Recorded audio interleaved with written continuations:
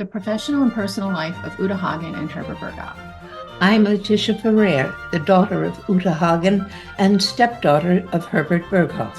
I'm Teresa Tuscher, the granddaughter of Uta Hagen and Herbert Berghoff.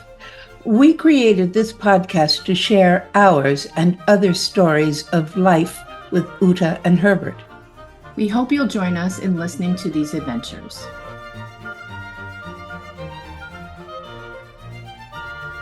On today's episode, we have the actress Blanche Baker. You might know her.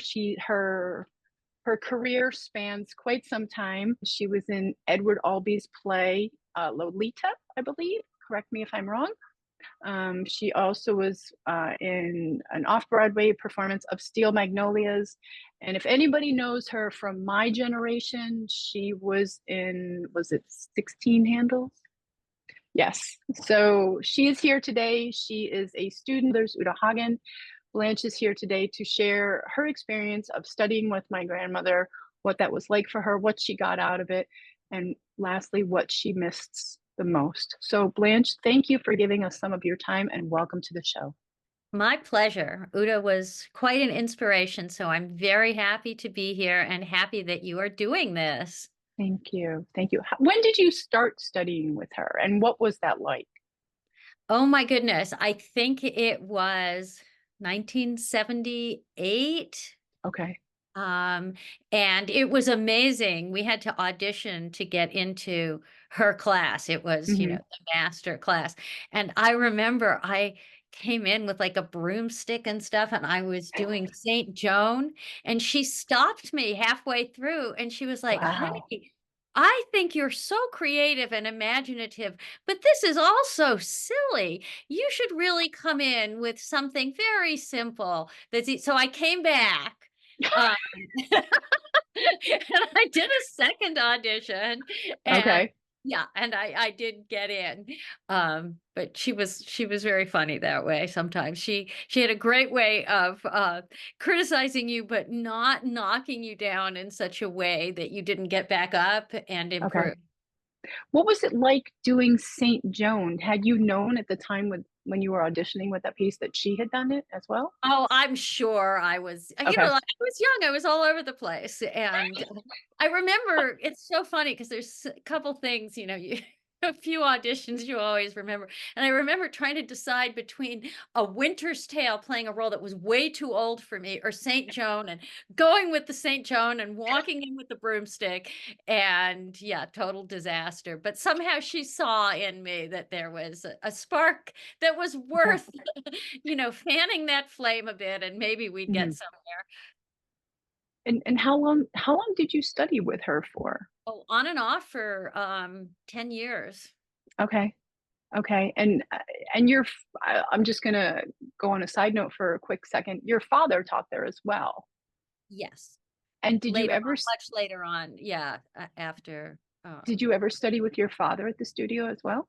No, I was assisting him for a while. I'm a Okay. teacher. I'm a teacher at the New York Film Academy. Oh, okay. Yeah, and I teach acting for film, and I have for the past 15 years. So I'm Okay. sure I was deeply influenced by my father's work. He was elderly at the time that he was teaching at HB, and Okay. and I came in a couple times to assist him.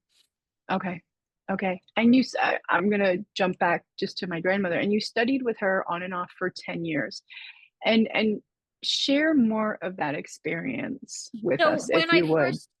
when I first started there, I hadn't done anything, and we were bringing in scenes, and I guess it was, a year or two, and I started booking work. So Mhm. then I wasn't a full-time student, but I always felt it was important, to keep learning. And also as an actor, you're not working every day, and you have to keep your instrument, tuned up. I like to tell Mhm. that to my students. And one of the Mhm. great things about HB Studios, not that New York Film Academy isn't amazing, but they have short-term programs, and that's Yeah. very good for working actors. And you could always come back. And Uta was very welcoming, and she would always let me sit in on her classes if I was around. Okay. And the door was open and wonderfully inspiring anytime I was there.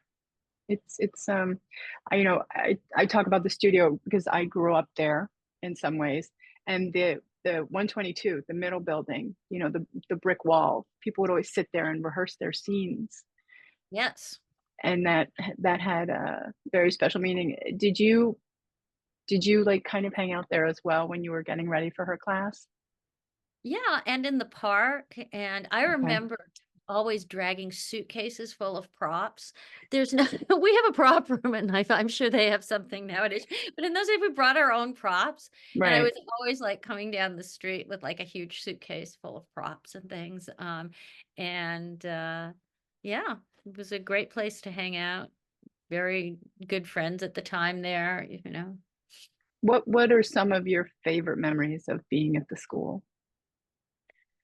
I guess just being in her class and the lights are out and we're watching a scene and, you know, hearing her critique of it. That was great. And in those days she was smoking in class and stuff, and she was so funny. Oh my goodness, some of Yeah.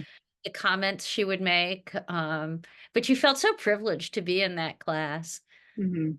Were I think she had at that time she had Susie and Carabino, the two little poodles.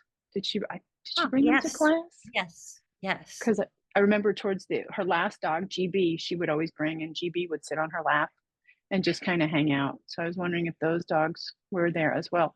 Did you have the experience of the famous Hagenwagen? No, what is that? My goodness. So the Hagenwagen was a cart in the classroom, and as it, she wanted you, when you came to class, you needed to be prepared. And the Hagenwagen was when you would bring in food and put it on the cart for people to make a donation and then take some food. Oh, wow. And No, that I was was probably earlier than that. And then once my career took off, I was only there okay. sporadically. Okay. And so you studied with her for 10 years Well, not 10, and I would say maybe it was 76. It was very early on. I'd say, steadily studied with her for like 2 years. And then once you okay. start working, she just welcomed you back. Um, Okay. yeah, I would say over the course of 10 years, I was around. Okay. And so that was also the Respect for Acting book. Oh, And yes. so with teaching, with learning that method at the time and then coming back to classes as your career took off, were you also learning, was challenge part of your world at that time or not so much? Yeah, and what's been most interesting for me now, having been teaching the past 15 years, and I teach Hmm. acting for film, I've adapted a lot of her exercises for film, and Okay. it works amazingly well. And I always give her credit. It's not like, and I refer to her book, but I'll Hmm. take, let's say, the three entrances, but that's so wonderful for film because, the scenes are so short, right? You don't Right. have time to get warmed up. And boom, she has you in the moment right away, coming from the past into a present, stake in the Okay. future. Fabulous for film actors. So a lot of her exercises I still use. That's great. Because when I talk to people, it's mostly about stage, but it's really nice to hear that that you are able to easily transition it to the same performance world, but a different medium, if you will. Yeah, so I mainly did film. I did start off in theater, but then, as you said, after 16 Candles, which, by the way, just had the 40th anniversary, so we were all written up in People magazine. I That's was so happy. crazy. I'm not in jail. I'm still alive. I'm still in the business. I mean, I was like looking at everybody Yeah. like, okay, interesting journeys we all Yeah. have. Yeah. Uh, Yeah, for sure. but yeah, and I'm directing now. I'm directing my first feature. I've done a number of short films, and I'm directing a feature. And I still, when I work with actors, I always think back to Uta and how she was able to bring out the performances that she did. So it really has deeply influenced me to this day. That's great. It's always nice to hear that. And it's for me, it just goes beyond, when I hear that her impact on the world in the arts, in theater, in acting, it's nice because to me she was just Omi. And I would go to the studio off and on, but it's a gift to hear continuously that she is still vibrant in the world of theater and acting and the arts. And film, really. And film. That's when I say the arts, I'm putting them all together, including film. I've asked you if you have a favorite memory, but is there anything else that you feel was a gift that she gave you personally? Some words, anything? Oh, yes, absolutely. I would write to her because I was on location a lot. Once I Okay. won an Emmy Award for a television movie called Holocaust, and I was in Vienna filming it, and I wrote to her Mhm. because that was my first big role, and she wrote Okay. back to me, and I still have the letter. It's framed, but she was always supportive, always happy to hear from you. I was a little concerned when I had my first child. I thought, oh, she's not going to like this. She only likes it when you're working, but I got a very nice note back. Okay. That's So she was what very, was it? she responded when you wrote letters to her. That's yeah, that I remember. I remember she would always sometimes she would share letters with us and what the contents were or how people were pronouncing her name. It was always interesting because sometimes it wouldn't always be correct. Is there you were with her and she's still with you, but is there anything about her that you miss the most?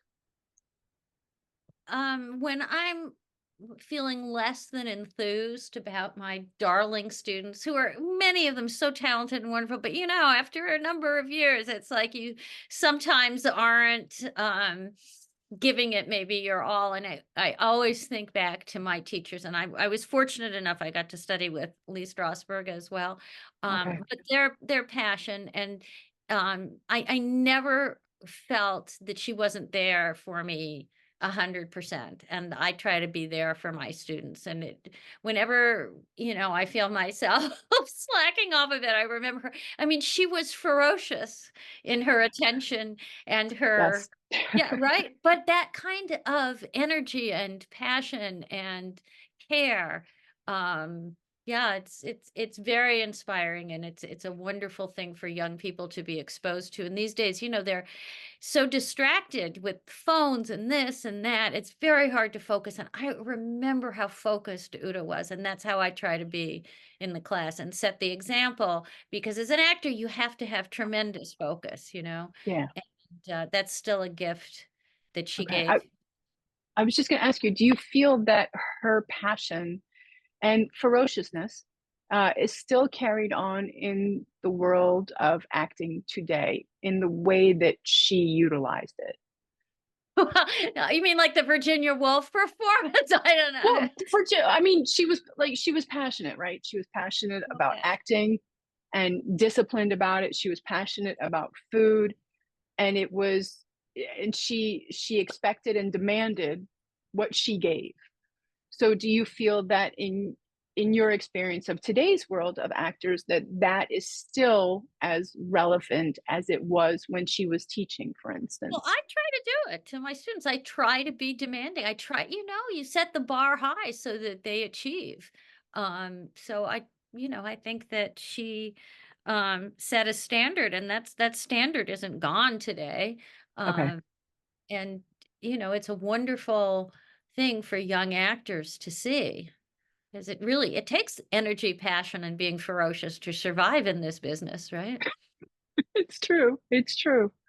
Blanche, I would like to thank you very much for giving me some of your time to just share your stories of studying with Uta Hagen and what that was like, and your career and how it has continued from being on film and stage to now teaching. Thank you so much. Thank you for doing this. Really lovely to meet you over Zoom and to be able Yes. to speak with you. Thank you so much. If you like this podcast, please feel free to share this with your friends. Thanks for listening, and stay tuned for more stories on the professional and personal life of Uta Hagen and her book.